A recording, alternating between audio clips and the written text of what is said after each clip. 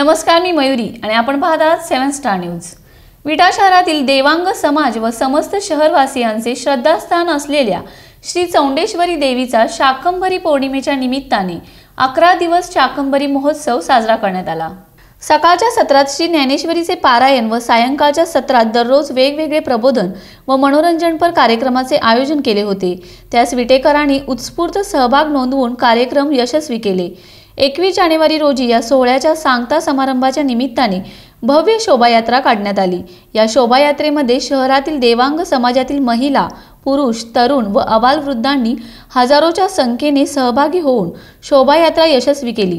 शोभायात्रेच्या अग्रस्थानी विट्याचा गजराज हत्ती होता, तर त्या पाठोपाठ घोडदळ, डांगे महाराजांची 50 वारकऱ्यांची दिंडी, बँड पथक, फेटेधारी हजारो महिला, पुरुष, तरुणांमुळे या शोभायात्रेस भव्य स्वरूप आले होते।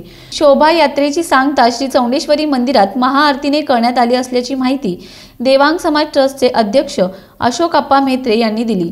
चंद्रकांत जाधव, 7 स्टार न्यूज, विटा।